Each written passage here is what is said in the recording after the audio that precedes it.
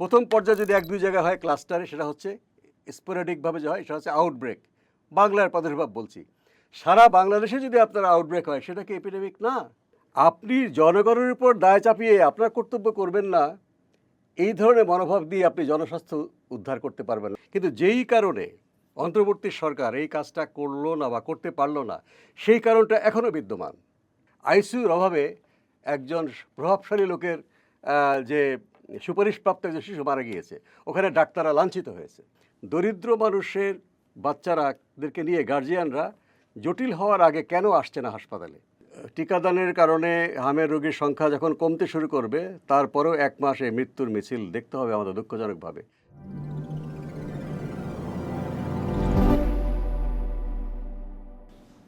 হাম এবং হামের উপসর্গে এখন পর্যন্ত 3 শতাধিক শিশুর মৃত্যু হয়েছে। এ নিয়ে উদ্বেগ আছে, উৎকণ্ঠা আছে, কিন্তু করণীয় আসলে কি বা আমরা করণীয়গুলো করছি কিনা এসব নিয়ে আলাপ করব। তির্যকে আজ আমাদের অতিথি হিসেবে আছেন জনস্বাস্থ্য বিশেষজ্ঞ মুশতাক হোসেন। মুশতাক হোসেন, আপনাকে তির্যকে স্বাগত। জি, আপনাকেও ধন্যবাদ আমাকে কথা বলার সুযোগ দেওয়ার জন্য। এই যে হামের উপসর্গ এবং হামে আক্রান্ত হয়ে বলা হচ্ছে যে হামের উপসর্গ এবং হামে মোট মৃত্যু হচ্ছে 300 ছাড়িয়েছে, কিন্তু হামে মারা গেছে হচ্ছে 56 জন, সর্বশেষ যে তথ্যটা বলছে। এই ডিফারেন্সটা আসলে কি, এটা যদি একটু ব্যাখ্যা করতেন।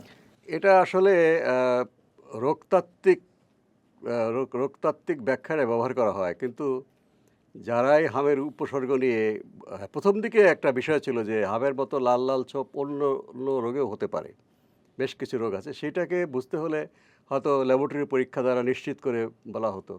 কিন্তু এখন বাংলাদেশে যাদেরই লাল ছোপ হবে, জ্বর হবে, সবাই হাম ধরে নিয়েই ইয়ে করতে হবে, এবং এদেরকে বাংলা ভাষায় সন্দেহজনক বলা হয়। এটা খুব আপত্তিকর শব্দ, যদিও ইংলিশে সাসপেক্টেড, কিন্তু সে এই যাদের মধ্যে এখন তো সারা বাংলাদেশই হাম উপদ্রুত এলাকা, এখন যাদেরই লাল ছোপ হবে তারা আমরা ওই রোগতাত্ত্বিক ভাষায় বলবো যে সম্ভাব্য হাম, এবং ল্যাবরেটরি পরীক্ষা দ্বারা শনাক্ত হলে সেটা হচ্ছে নিশ্চিত হাম। নিশ্চিত। হ্যাঁ, কাজেই যেহেতু এখন অন্য অন্য কারণে লাল লাল ছোপের রোগী খুব একটা পাওয়া যাচ্ছে না, সেই কী বলে সেই তথ্য স্বাস্থ্য অধিদপ্তর দিচ্ছে না, কারণ যেহেতু নাই, কাজেই সন্দেহজনক হাম না বলতে হবে সম্ভাব্য হাম। তবে মিডিয়া যেটা বলছে হামের লক্ষণযুক্ত, এটা আরও ভালো শব্দ। সন্দেহজনক হাম বলার চাইতে হামের লক্ষণযুক্ত হাম, এটা উপসর্গ, এরা আরও যথাযথ। তবে বলা উচিত এটা সম্ভাব্য হাম, তাহলে সন্দেহ হবে না যে আমরা হামের তথ্য লুকাচ্ছি। কাজেই আজকে লক্ষণযুক্ত হাম যেটা বলা হচ্ছে, এটাও হাম।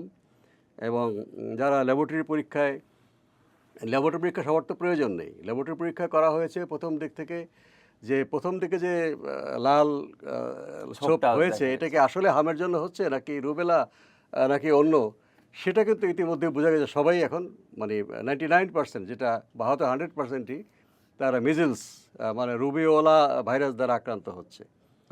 রুবেলাকেও বাংলা ভাষায় বা ইংরেজিতে জার্মান মিজলস বলা হয়, সেটা হয়তো আরও খারাপ, বড় মানুষের হয় সেটা। তো কাজেই আজকে হামের উপসর্গ ভিত্তিক যে বলা হচ্ছে এটা হামেই মৃত্যু, এটা এর বিষয়ে কোনো মানে রোগতাত্ত্বিকভাবে আমরা ধরে নেব যে 3 শতাধিক যেটা, এটা আসলে হামের জন্য। হয়তো এর বাইরেও আছে, সব তথ্য হয়তো আসছে না বা সবাই হাসপাতালে যাচ্ছে না। আমি এই জায়গায় একটা তথ্য একটু সংযুক্ত করতে চাই যে স্বাস্থ্য অধিদপ্তরের শনিবারের সর্বশেষ প্রতিবেদন বা আজকে এটা আরো ডেভেলপ করেছে, সেটা হচ্ছে যে হামের উপসর্গ দেখা দিয়েছে 30,000-এর বেশি শিশুর শরীরে পাওয়া গেছে, আর হাসপাতালে ভর্তি হচ্ছে 20,000-এর বেশি শিশু।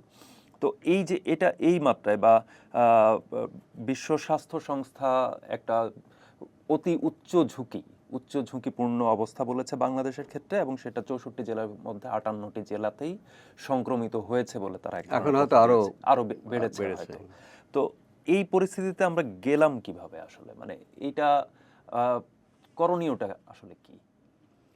গেলাম কিভাবে বিস্তারিত আলোচনা হয়েছে যে হামের টিকা প্রতি বছর দেওয়া হলেও লক্ষ্যমাত্রা উত্তীর্ণ হয়নি, নাও হতে পারে। এজন্য করা হয় কি, কয়েক বছর পর 5 বছরের নিচের শিশুদের অথবা 12 বছরের নিচের শিশুদের সবাইকেই হামের টিকা দেওয়া হয়।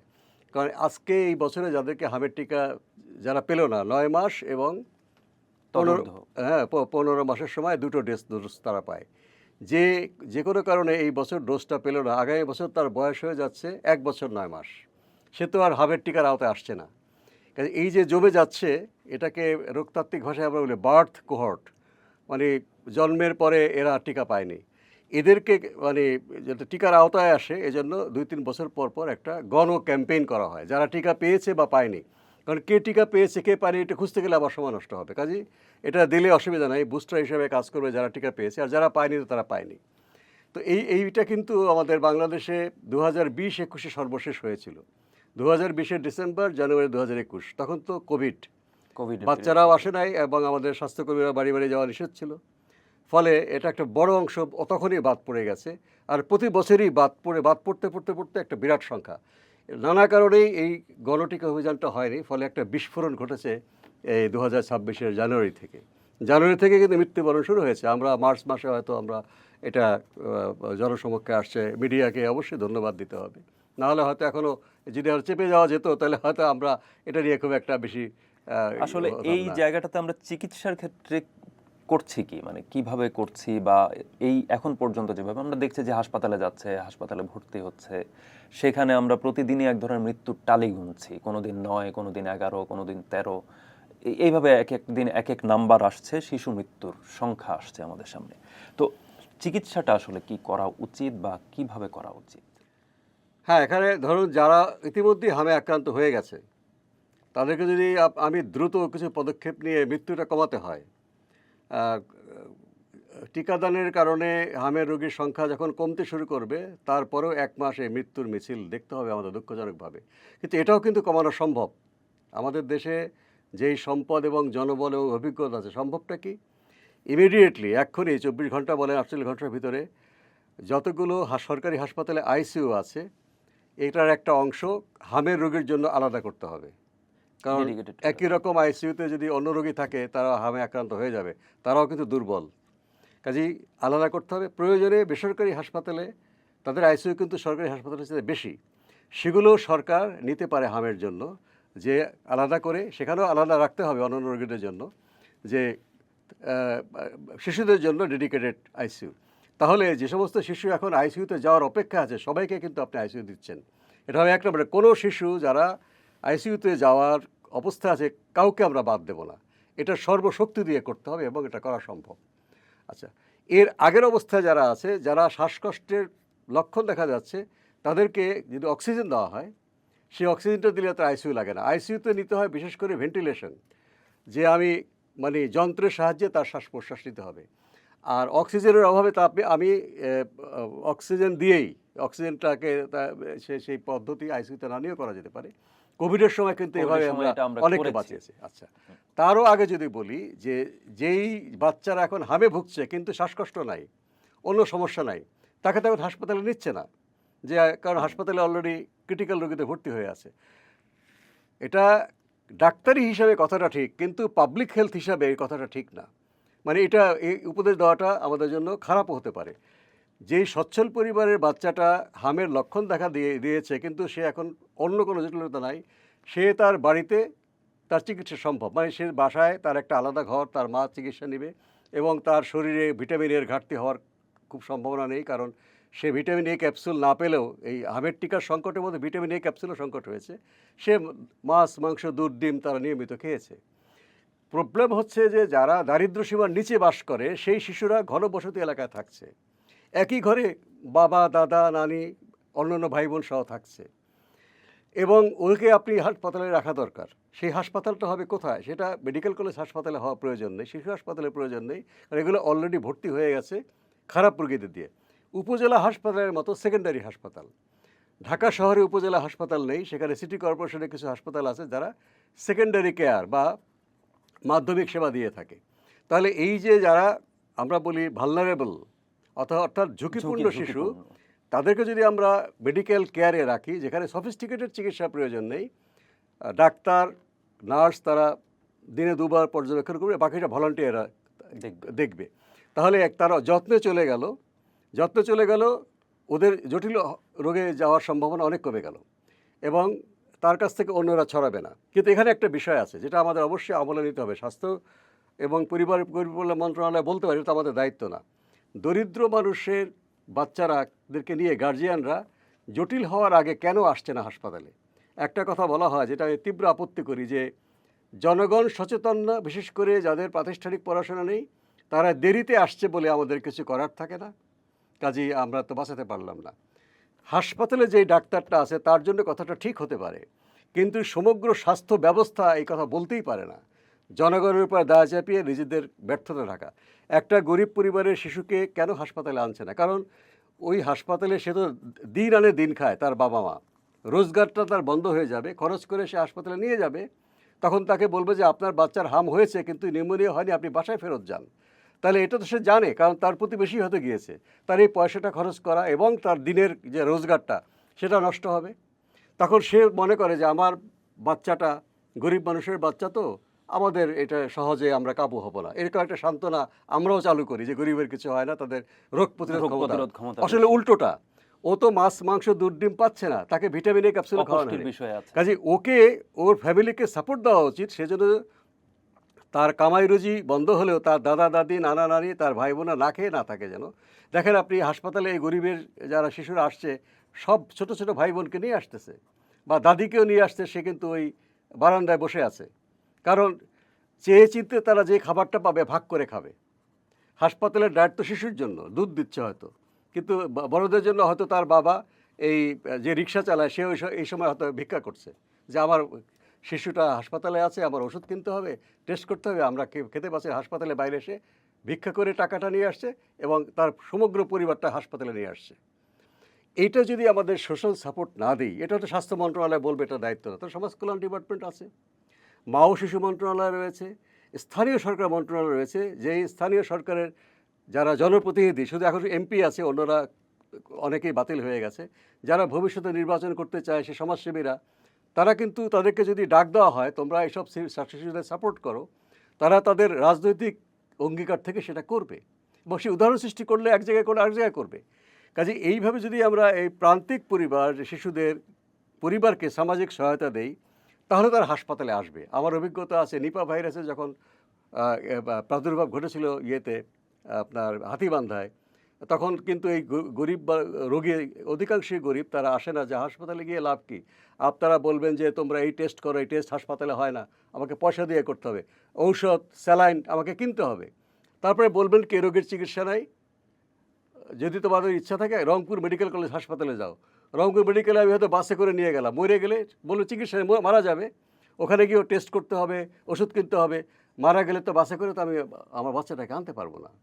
তাহলে দরকার কি, বাসায় বসেই আমার চোখের সামনে সে মারা যাক, কবরটা দেবো বাড়ির উঠানে। যখন আমরা বললাম যে ওই ফ্যামিলিকে সাপোর্ট দেন, আমরা যে ডাক্তাররা কাজ করছি আমাদের জন্য তারা খুব সাপোর্ট নিয়ে এসছে, আমাদেরকে থাকা ফ্রি করেছে, খাওয়া ফ্রি করেছে, ট্রান্সপোর্টের তেল ফ্রি করেছে, যে আপনারা নিপা ভাইরাসকে মুক্ত করুন।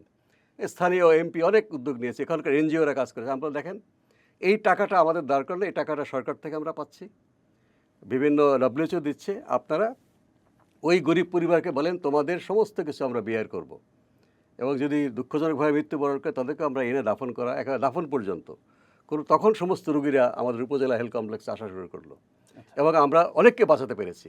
প্রাথমিক পর্যায়ে ধরলে তো বাঁচায়, অনেকে হয়তো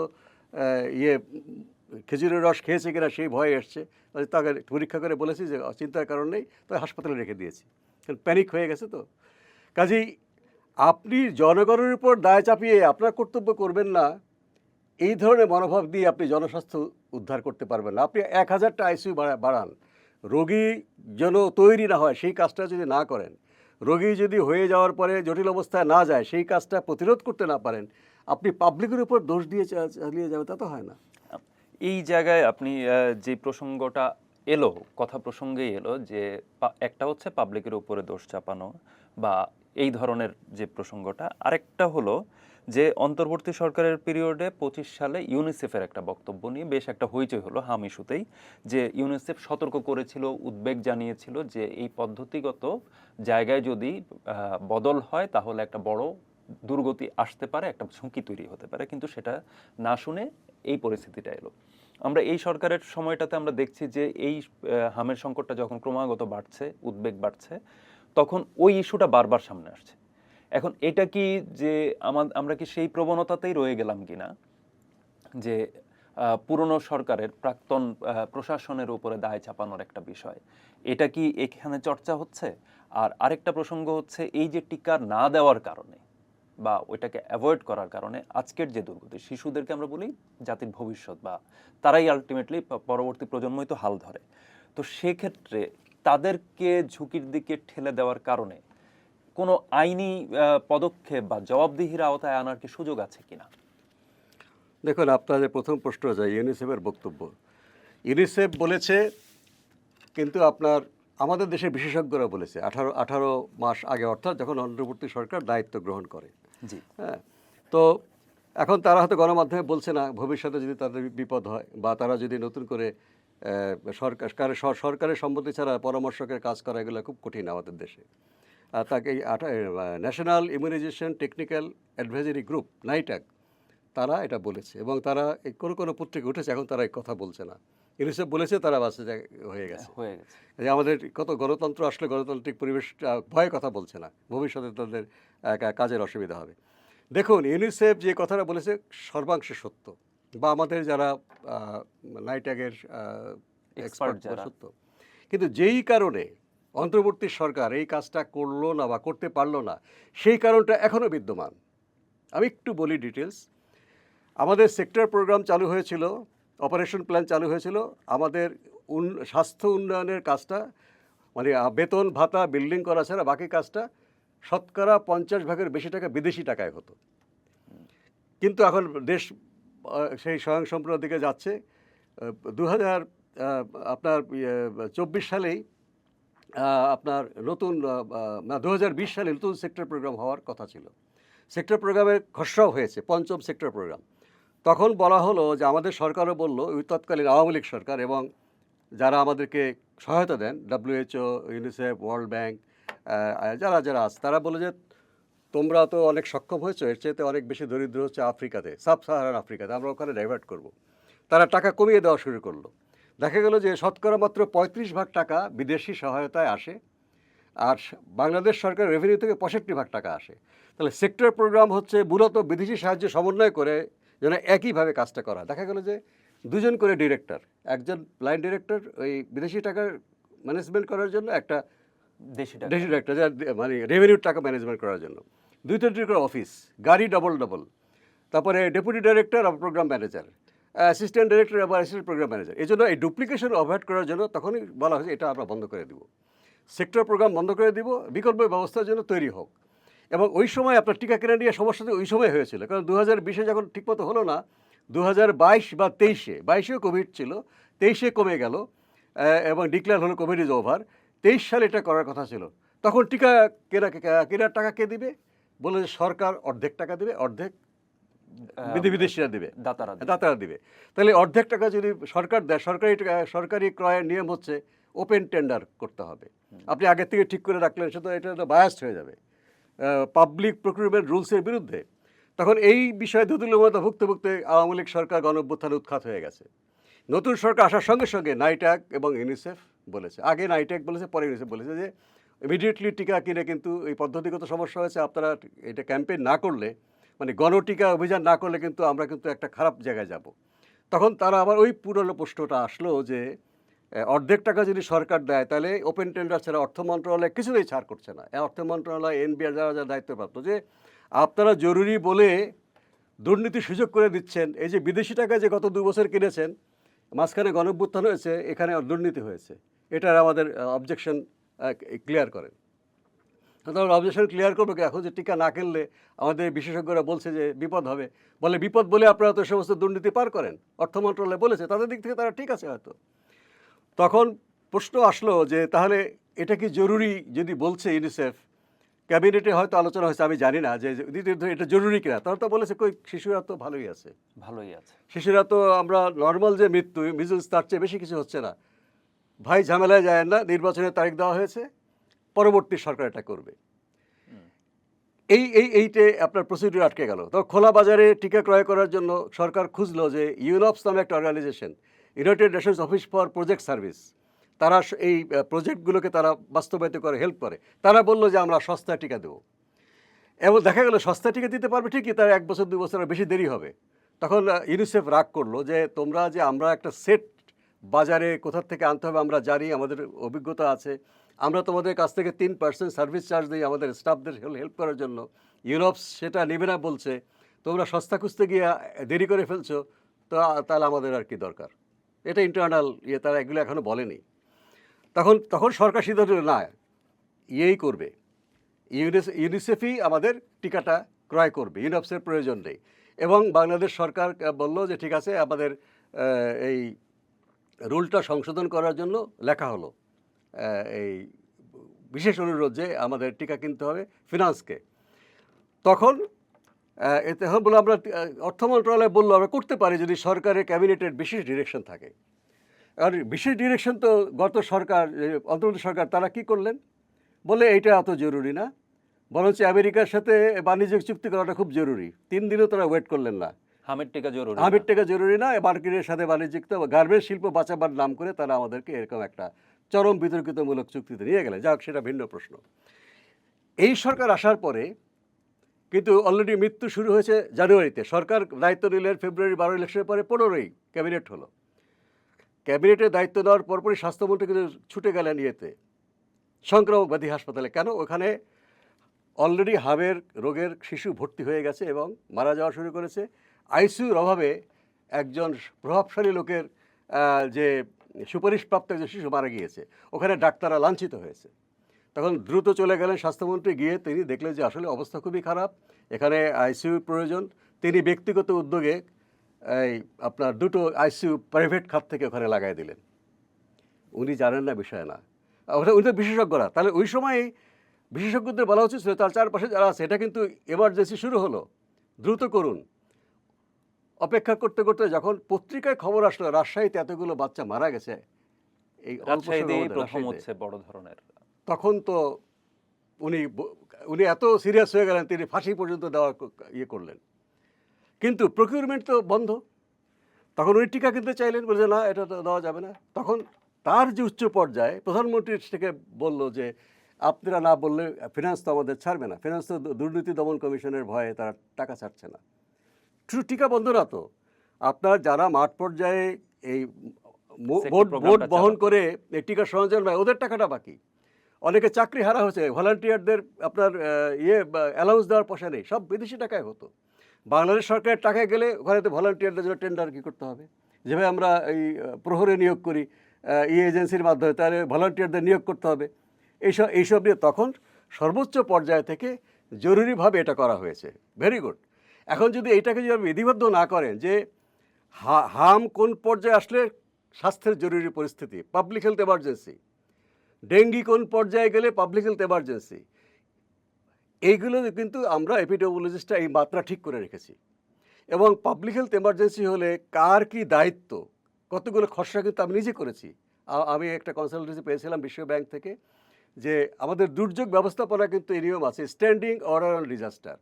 যদি 10 নম্বর সিগন্যাল সমুদ্রে আসে বা বন্যার পানি পূর্বের সীমার ঊর্ধ্বে কতটুকু উঠলে কে সক্রিয় হবে, বা ভূমিকম্পের যদি পূর্বাভাস পাওয়া যায়, ভূমিকম্প বাংলাদেশে হয় নাই, সেই পরীক্ষাটা হয়নি।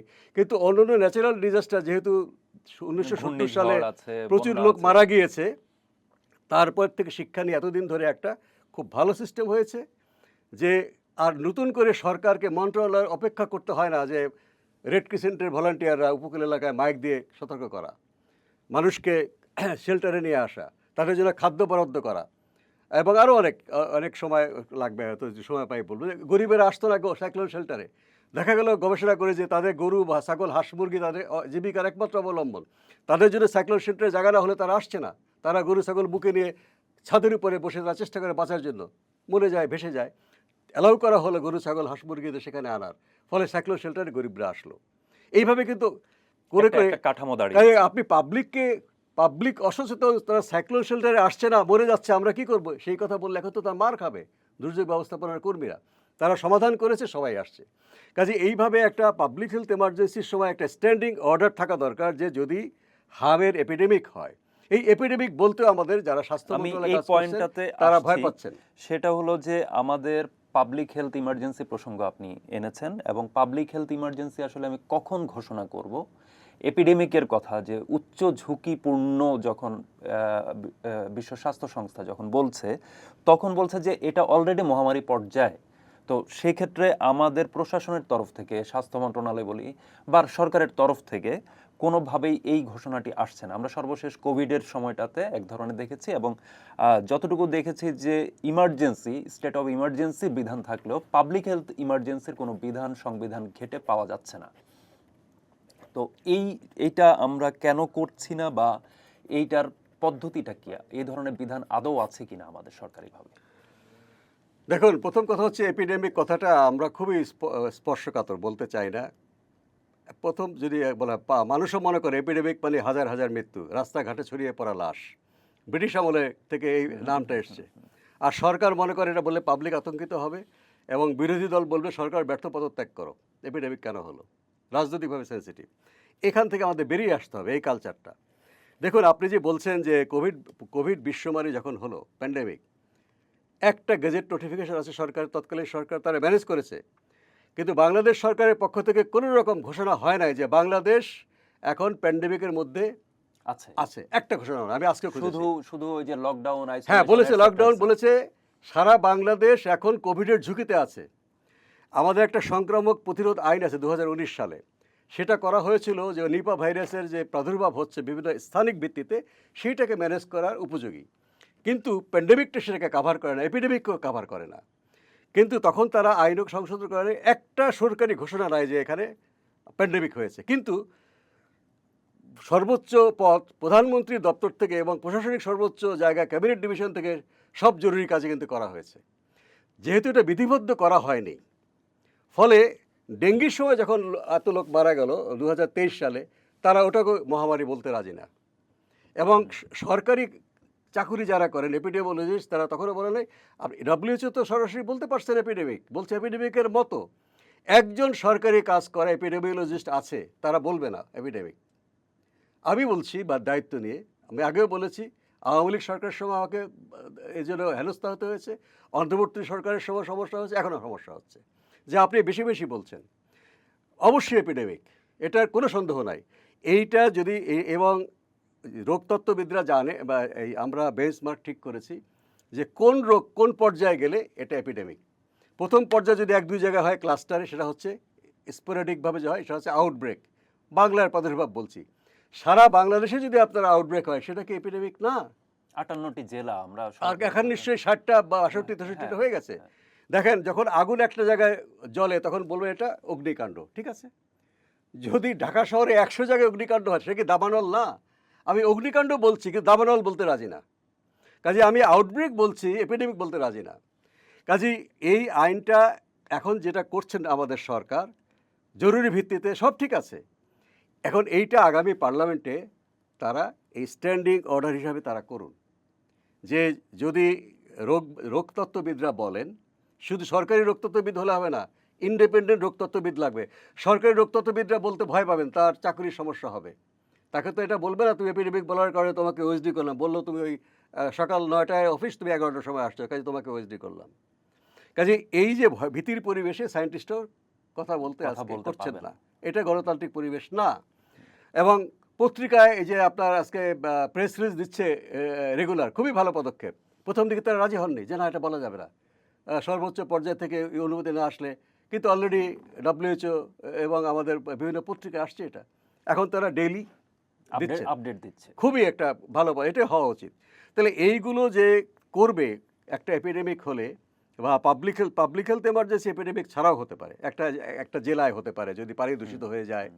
আমেরিকা এটা হয়, আমেরিকায় এটা আমরা বাইরে প্রচুর দেখি, যদি বিভিন্ন ইস্যুতে তারা এই যে ঢাকা শহরে বায়ু দূষণ মাত্রা যদি, অবশ্যই এটা পাবলিক হেলথ এমার্জেন্সি। অবশ্যই এপিডেমিক হলে যে আপনার পাবলিক হেলথ এমার্জেন্সি করতে হবে তা না। এর আগেও পাবলিক হেলথ এমার্জেন্সি তো আসলে মানুষকে সতর্ক করা, যে শুধু সতর্ক না, সতর্ক বটেই, যে সরকারের সমস্ত অংশ একসাথে কাজ করে, কোনো সরকারি অর্ডারের জন্য অপেক্ষা করে না। বেসরকারি সংগঠন এগিয়ে আসে, তার নিজস্ব যা সম্পদ আছে তারা দাঁড়িয়ে যায় কাজ করার জন্য। বিদেশে যারা আছে আমাদের উন্নয়ন সহযোগী বন্ধু, তারা স্বতঃস্ফূর্তভাবে চলে আসে। তারা শুধু জানে তোমার এয়ারপোর্টটা খালি রাখো, আমি ওষুধ নিয়ে আসছি, বা আমি এক্সপার্ট নিয়ে আসছি, হেলিকপ্টার নিয়ে আসছি। দেখুন, ঘূর্ণিঝড় হলে বিদেশিরা বলে না আমরা ওই রেস্কিউর জন্য হেলিকপ্টার পাঠাচ্ছি, সরকার হাঁ কিংবা না বলে। এটা কিন্তু যেহেতু আমাদের এখানে একটা জরুরি দুর্যোগ যদি হয়, এটা জাতীয় আন্তর্জাতিকভাবে কতগুলো প্রোটোকল আছে, সেগুলো হয়, সেগুলো অটোমেটিকলি হয়। কাজেই আমি আশা করব আজকে নিশ্চয়ই এইটা ছিল না বলে আপনার টিকা কেনা নিয়ে অন্তর্বর্তী সরকারকে আজকে গালি শুনতে হচ্ছে, এবং আজকে এই সরকারকে গালি শুনতে হবে যদি আগামীতে আগামী বছরই বা এই বছরের 6 মাস পরে আরেকটা সংক্রামক ব্যাধিতে অথবা একটা অজানা কোনো রোগ যদি এখানে চলে আসে, তখন হাতড়াতে হবে আমাদেরকে কোথায় অর্ডার আছে, কোথায় কি বলা আছে, এপিডেমিক বলা যাবে কি না, আউটব্রেক বলা যাবে না, পত্রিকা কি বলা যাবে যে অজানা রোগে 3 জন লোক মারা গেছে। এটা বলতে গেলেও তো দ্বিধাবোধ করবে যে জানুয়ারি মাস থেকে মারা যাচ্ছে আমাদের মিজলসে, এটা নিয়ে তো বড় ধরনের কোনো খবর করা যায়নি। অদৃশ্য বাধা ছিল অন্তর্বর্তীকালীন সময়, তখন ছিল যে এটা নিয়ে ঝামেলা যায় না, ইলেকশন সামনে আছে। কাজে এইটা একটা দুর্যোগ ব্যবস্থাপনা মন্ত্রণালয় যে স্ট্যান্ডিং অর্ডার করেছে, সেটার অনুকরণ করে আমরা স্বাস্থ্যের এমার্জেন্সির জন্য খুবই একটা ভালো জিনিস করতে পারি। Public health emergency operation centre আমাদের আছে আইডিসিআরে, সেটা কিন্তু যেভাবে 24 ঘন্টা কাজ করা করছে, তার সরকার সিদ্ধান্তের অপেক্ষা বসে আছে, তারা কাজ করছে। তারা আউটব্রেক ইনভেস্টিগেশনে গিয়েছে যেসব জায়গায় হয়েছে বৈজ্ঞানিক পরীক্ষা করার জন্য। কিন্তু প্রাকৃতিক দুর্যোগ হলে প্রধানমন্ত্রীর নেতৃত্বে একটা ন্যাশনাল এমার্জেন্সি অপারেশন সেন্টার আছে, NEOC, অটোমেটিক সেটা চালু হয়ে যায়। ওটা চালায় হচ্ছে মূলত আর্ম ফোর্স ডিভিশন, সেনাবাহিনী যারা দুর্যোগের দায়িত্বে আছে তারা সেখানে বসে যায়, তারা সেটা 24 ঘন্টা শুরু করে। মনিটর করে। তখন তার বিভিন্ন জেলা এবং ঢাকার যে দুর্যোগ মন্ত্রণালয়, তার স্থানীয় একটা কন্ট্রোল রুম আছে, সব যোগাযোগ ওপেন হয়ে যায় এবং স্বাস্থ্য অধিদপ্তরের কন্ট্রোল রুমের সঙ্গে তারা যোগাযোগ স্থাপন করে, কারণ হিউম্যান ক্যাজুয়ালিটি হবে। কিন্তু আমাদের এখানে পাবলিক হেলথ এমার্জেন্সি সেন্টারে আপনি তো এরকম কর্মচাঞ্চল্য পাবেন না, কারণ সেই ধরনের আইন নাই, সেই ধরনের নির্দেশ নাই। এবং এখন দেখুন সেনাবাহিনী কিন্তু আমি দেখেছি শুনেছি যে ঢাকা মেডিকেল কলেজে তারা তাঁবু করছে এই হামের শিশুদেরকে রাখার জন্য, কারণ আপনি হাসপাতালে হামের শিশু রোগে ভর্তি করলে সবাই হামে আক্রান্ত হবে। আমি জানি না যে আমাদের স্বাস্থ্য মন্ত্রণালয় তাদেরকে অনুরোধ করেছে নাকি সেনাবাহিনী ডিপ্লয় করা আছে সারা দেশে, এখনও উদ্ধার করা হয়নি, তারা নিজের দায়িত্বে করেছেন। যেই করে থাকুক না, this is a very good example. সামরিক বাহিনীর আর্মি মেডিকেল কোরের উচিত যে এরকম হাসপাতাল সংলগ্ন খোলা জায়গায় হামের ওয়ার্ড খোলা, তাহলে যারা সুবিধাবঞ্চিত শিশু, যাদের হাম হয়েছে, যারা এখনও জরুরি পর্যায়ে যায়নি, তাদেরকে ওইসব জায়গায় রাখা যাবে, কারণ ঢাকা শহরে কোনো উপজেলা হাসপাতালের মতো আমরা হাসপাতাল নেই। কোভিডের পিরিয়ডটাতে যেরকম হচ্ছে আইসোলেশন দেখেছি, হাম যেহেতু সংক্রামক, সেক্ষেত্রে এই আইসোলেশনের ঘোষণা বা আইসোলেশনে নিয়ে যাওয়ার ঘোষণা সরকারিভাবে দেওয়ার কতটা জরুরি মনে করেন? অবশ্যই জরুরি। তারা করতে পারছে না বলে সিদ্ধান্ত দিচ্ছে না যে আমি এটা বলবো কোথায় রাখবো তাদেরকে। এটা তো কথা না, আপনাকে অবশ্যই প্রেশার দিতে হবে। যারা দায়িত্ব তারা মনে করছেন বেশি প্রেশার দিলে বলা হবে তুমি অত উৎসাহী কেন।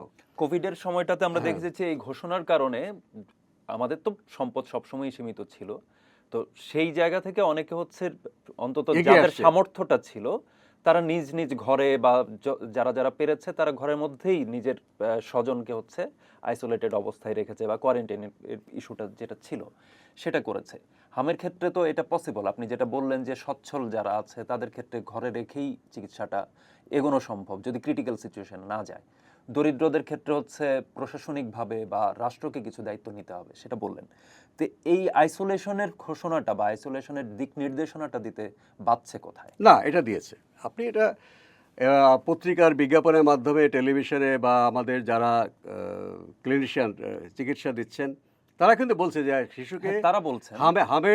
হাম দেখা দেওয়ার পর 4 দিন অন্তত তাকে আইসোলেশনে রাখে, এটা বলা হচ্ছে। কিন্তু দেখুন এটা ব্যাপক আকারে কেন আসেনি আপনি শুনেন, আমি এটাই বলছি, যেহেতু দুর্যোগ ঘোষণা হয়নি, সেহেতু প্যান্ডেমিকের সময় যেহেতু গোটা বিশ্বে এটা নিয়ে হইচই এবং সমস্ত খবর মিডিয়া সব এটাই ছিল, তখন কিন্তু এই খবরটা মানুষের কানে পৌঁছেছে যে গোটা বিশ্বে এটা জরুরি অবস্থা হয়েছে, আমাদের দেশের সরকার জরুরি ঘোষণা না করলেও। কাজে হামকে নিয়ে যদি একটা অল আউট সার্বিকভাবে একটা জরুরি পরিস্থিতি আমরা সৃষ্টি করতে পারতাম, তাহলে এটা বহুল প্রচারিত হতো যে যারা সচ্ছল তারা ঘরে রেখে চিকিৎসা রাখেন জরুরি অবস্থা হওয়ার আগ পর্যন্ত, আর যারা অসচ্ছল তাদের জন্য আমরা এই তাবু করেছি বা কমিউনিটি সেন্টারে আমরা বেড ফেলেছি, সেখানে মা এবং শিশু চলে আসেন এবং বাকিরা যারা বাসায় থাকবে তাদের খাবারের ব্যবস্থা আমরা করছি। কোভিডের সময় তাই হয়েছে। তো আপনি লকডাউন করার সময় যারা দরিদ্র তাদেরকে বাজার করে দিয়েছে আমাদের স্থানীয় প্রশাসন, সেই রকম একটা এফোর্ট দরকার। এবং এখানে তো খুব বেশি দিন না, হামের লক্ষণ দেখা দেওয়ার পরে শুধু 4 দিন আইসোলেশন থাকলেই হবে, এরপরে তারা সাধারণ ইয়েতেই তারা চিকিৎসা নিতে পারবে। কাজে এই জন্যে একটা অল আউট যে সেটার জন্যই আমাদেরকে সার্বিক যে একটা মানে শ্বাস রব মানে ইয়ে অর্থে মহামারী মোকাবেলা করতে, আনন্দের অর্থে না, তাহলে কিন্তু এই সবগুলো কিন্তু আমরা দেখতাম যে বেসরকারি সংগঠন এগিয়ে একযোগে আসছে। সবগুলো অর্গান যদি হ্যাঁ, কাজ করে। বেসরকারি সংগঠন এগিয়ে আসছে, হাসপাতালগুলো কাজ করছে, আমাদের জনপ্রতিনিধিরা কাজ করছেন, নেতারা কাজ করছেন, ছাত্র তরুণ যুবকরা কাজ করছেন। সেটা হলে কিন্তু আমরা অনেক মৃত্যু ঠেকাতে পারতাম। এখনও সময় আছে, এখনও কোভিড এখনও বাড়তির দিকে কমে যাবে এবং আমরা আশা করি মৃত্যুগুলো ঠেকানো সম্ভব যদি আমরা একেবারে এইভাবে ক্র্যাশ Properly. প্রোগ্রাম আমরা করি। আমি এই জায়গায় একটু দর্শকদের জন্য বিশেষত বিশ্ব স্বাস্থ্য সংস্থার যেই সতর্কবার্তা সেটার মধ্যে আসলে কি কি আছে, একটা হচ্ছে যে তারা বলছে বাংলাদেশের পাশাপাশি আঞ্চলিক পর্যায়েও উচ্চ ঝুঁকিতে রয়েছে, আর বৈশ্বিক প্রেক্ষাপটে এই ঝুঁকি মাঝারি পর্যায়ের। হামের প্রসঙ্গে তারা বলেছে এবং বলেছে যেহেতু ভারত মিয়ানমারের সঙ্গে দীর্ঘ সীমান্ত রয়েছে, মানুষের অবাধ যাতায়াত, আন্তঃসীমান্ত সংক্রমণের ঝুঁকি বাড়ছে এই কারণে। এবং বলা হয়েছে বিশেষ করে যশোর, চাঁপাইনবাবগঞ্জের মতো সীমান্ত এলাকাকে হটস্পট হিসেবে চিহ্নিত করা হয়েছে প্রতিবেদনে। এই প্রতিবেদনে বিশ্ব স্বাস্থ্য সংস্থার ক্ষেত্রে বলা হয়েছে যে প্রথম ও দ্বিতীয় ডোজ অন্তত 95% যদি দেওয়া যায়, কাভারেজ, টিকা কাভারেজ যদি করা যায়, তাহলে এই ঝুঁকি থেকে আমরা বেরোতে পারবো এবং এটা করা উচিত। পাশাপাশি যে বয়স্কদের মধ্যেও এটি পরে সংক্রমিত হতে পারে বলে এক ধরনের সতর্ক করেছে। এইটার আসলে সম্ভাবনা কিরকম? হামের ভাইরাস যে কোনো বয়সের মানুষ আক্রান্ত হতে পারে, তবে শিশুদের রোগ প্রতিরোধ ক্ষমতা যেহেতু কম, তারা বেশি আক্রান্ত হচ্ছে এবং যারা সামাজিকভাবে সুবিধাবঞ্চিত তারা আগে থেকেই নানা ইনফেকশনে ভুগছে, তাদের অবস্থা খারাপ হচ্ছে। তবে ষাটোর্ধ্ব বয়স্ক বা যত বেশি বয়স তখন আবার প্রতিরোধ ক্ষমতা কমতে থাকে। তাদের যদি অন্য রোগ থাকে, ক্যান্সার কিংবা দীর্ঘদিনের হৃদযন্ত্র বা, তাহলে তাদের যদি এই আপনার হামের ইনফেকশন হয় তাহলে তাদের অবস্থা খারাপ হতে পারে। গর্ভবতী নারীদের যদি এটা হয় তারাও কিন্তু বিপদের ঝুঁকির মধ্যে থাকবে, কারণ গর্ভবতী নারীদেরও রোগ প্রতিরোধ ক্ষমতা কমে যায়, প্রায় এটা প্রাকৃতিকভাবেই কমে যায়। এছাড়া যারা মানে শিশু থেকে বালক, এদের ঝুঁকিটা কম। যারা বেড়ে ওঠা যুবক, তরুণ, পূর্ণবয়স্ক, তাদের যদি অন্য রোগ না থাকে, অন্য কোনো কারণে যদি সে কেমোথেরাপি নিতে থাকে, ডায়ালিসিস নিয়ে থাকে, তাহলে তার জন্য কিন্তু ঝুঁকি তৈরি। সেটা এখনো পর্যন্ত বাংলাদেশে সেরকম হয়তো আমরা রোগী দেখিনি, তবে ঝুঁকি আছে। যদি এইভাবে আমরা হামকে কমাতে না পারি, দেখা যাবে যে তারাও কিন্তু হাসপাতালে ভর্তি হওয়ার মতো অসুস্থতা নিয়ে হামে আক্রান্ত হয়ে আসতে পারে। তবে আমরা আশা করি যে টিকা যেহেতু ব্যাপকভাবে দেওয়া হচ্ছে, সেটা একটা এফেক্ট আমরা এই মাসের মধ্যেই আশা করি পাবো। টিকার প্রসঙ্গে আমি শেষ একটি প্রশ্ন করতে চাই, সেটা হচ্ছে এই ধরনের নীতি প্রণয়নের ক্ষেত্রে বা নীতি গ্রহণের ফলাফল হিসেবে যখন এরকম ডিজাস্টার হয়, এত বড় ঝুঁকি তৈরি হয়, সেটার ক্ষেত্রে প্রশাসনিকভাবে তো আমরা সমালোচনা করি, রাজনৈতিক সমালোচনা করি, বা হয়তো ক্ষমতাচ্যুত করা বা রিপ্লেস করা, এটা এক ধরনের সাজা হিসেবে যদি আমরা রিডও করি। তো এইটার ক্ষেত্রে বেসিক্যালি আইনিভাবে বা আইনি কোনো বিধান যে জবাবদিহির ক্ষেত্রে জনস্বাস্থ্য প্রসঙ্গে বিশেষত, যে জনস্বাস্থ্য আপনি বললেন যে শুধু চিকিৎসা জনস্বাস্থ্যের ইস্যু না, তো জনস্বাস্থ্যের মতো এত ভাস্ট একটা জায়গায় যখন এই ধরনের ঘটনা ঘটে, সেক্ষেত্রে জবাবদিহিটা আসলে কেমন হওয়া উচিত বা সেরকম কোনো কাঠামো আমাদের আছে কিনা? না, আমাদের আইনি কাঠামো তো আছে, আমাদের আদালত আছে, সংবিধান আছে। নিশ্চয়ই এ ধরনের ঘটনা পেছনের কারণ অবশ্যই খুঁজে দেখা উচিত, যে পদ্ধতিগত ত্রুটি হয়েছে, ব্যক্তিগতভাবে কারো কোনো অবহেলা ছিল কিনা সেটা। আর আরেকটা বিষয়, আমি যেহেতু মনে করি এখন এপিডেমিক বা জনস্বাস্থ্যের জরুরি পরিস্থিতিতে এক্ষেত্রে স্বাস্থ্য বা যারা কাজ করছেন তাদের মধ্যে সর্বোচ্চ ঐক্য রাখতে হবে এবং একে অপরকে দোষারোপ করতে গিয়ে আমাদের মধ্যে যদি পরস্পরের সন্দেহ অবিশ্বাস বাড়িয়ে দেই এবং গণমাধ্যমে আমরা যদি এমন কথা বলি যারা সার্ভিসটা দিচ্ছে তাদের প্রতি মানুষের আস্থা নষ্ট হয়, সেটাও কিন্তু ঠিক না। সরকার হয়তো বলছে না জনস্বাস্থ্য পরিস্থিতি, কিন্তু যদি সরকারকে এটা মেনে চলা উচিত যে একে অপরের উপর ব্লেম করে, অনেকের এই সমর্থক আছে যারা চিকিৎসা সেবায় নিয়োজিত, ডাক্তার, নার্স, স্বাস্থ্যকর্মী, মাঠকর্মী, কাজে আমরা অবশ্যই এটা খুঁজে বের করব ভবিষ্যতে পুনরাবৃত্তি রোধ করার জন্য। এটা নিশ্চয়ই, এটা মহামারীর সময় যে দুর্নীতি হয়েছে তার কি বিচার হবে না, নাকি মহামারী হয়েছে বলে দুর্নীতি 7 খুন মাপ? নিশ্চয়ই না, সেভাবে দেখতে হবে। তবে আমাদের সমগ্র জাতিকে এক হয়ে এই যে দুর্যোগ, আমি বলি দুর্যোগ, সরকার না বললো, আমাদের মোকাবেলা করতে হবে, শিশুদেরকে বাঁচাতে হবে। একটা শিশুও যেন আমাদের অবহেলায় মারা না যায়, এবং ভবিষ্যতেও আমরা এটা করব। এবং যারা রাত দিন পরিশ্রম করে এই সেবা দিয়ে যাচ্ছেন, তারা মানে অনেক কাজ করছেন যেটা হয়তো লেখা নেই। তাদের সময়, শ্রম, ঘাম এবং ঝুঁকিও আছে। কাজেই তাদেরকে আমাদেরকে প্রশংসিত করতে হবে, তাদেরকে আমাদের অভিনন্দিত করতে হবে, এবং তারা যেন সঠিকভাবে কাজটা করে সেইভাবে সবাইকে সহায়তা করতে হবে। তবে তার মানে যারা অন্যায় করেছে তাদের অবশ্যই যথাসময়ে এটা আমাদের ব্যবস্থা নিতে হবে।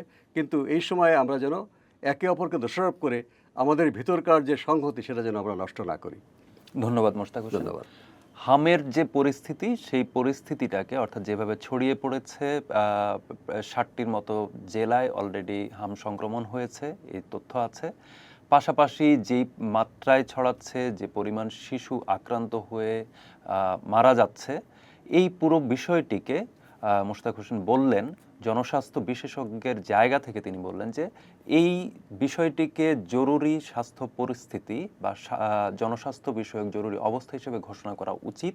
এই সম্পর্কিত বিধানের যে ঘাটতিটি রয়েছে, সেই ঘাটতির প্রসঙ্গ তিনি টানলেন। কোভিডের টাইমটাতে সেটা হতে পারত, সেই সময়টাতে করা যেতে পারত, কিন্তু এটা এখন পর্যন্ত হয়নি, কিন্তু সেটা হওয়া উচিত। এবং এইটার ক্ষেত্রে যে এই ধরনের জরুরি অবস্থা ঘোষণার মধ্য দিয়ে ঘোষণা করলে সরকারে যারা থাকে তাদের এক ধরনের ভীতি থাকে যে এটা হয়তো তার বিরুদ্ধে রাজনৈতিক অস্ত্র হিসেবে ব্যবহার করা হবে, বা বিরোধী পক্ষরাও হয়তো এটাকে রাজনৈতিক অস্ত্র হিসেবে ব্যবহারের জন্য উদ্গ্রীব হয়ে থাকেন। এই চর্চাটি ছাড়তে হবে বলে তিনি বললেন সুস্পষ্টভাবে। আরেকটি যেটি, সেটি হলো যে দরিদ্র শিশুদেরকে, দরিদ্র পরিবারের সন্তানদেরকে বাঁচানোর জন্য বিশেষভাবে উদ্যোগী হতে হবে। এই উদ্যোগটি আসলে সরকারের বিভিন্ন দায়িত্বশীল যেই বিভাগ, অধিদপ্তর, মন্ত্রণালয়, তাদেরকে সমন্বিতভাবেই নিতে হবে। এই জায়গায় হামের যেই প্রসঙ্গ, সেখানে সবচেয়ে বড় কথা হচ্ছে একটি শিশুও যেন অবহেলায় মারা না যায়। আপনারা হামের এই যে অবস্থাটি, এই পরিস্থিতিটিকে কিভাবে দেখছেন? আপনাদের কি প্রশ্ন থাকছে আমাদেরকে জানান চর্চার ইউটিউব চ্যানেল এবং ফেসবুক পেজের কমেন্ট বক্সে।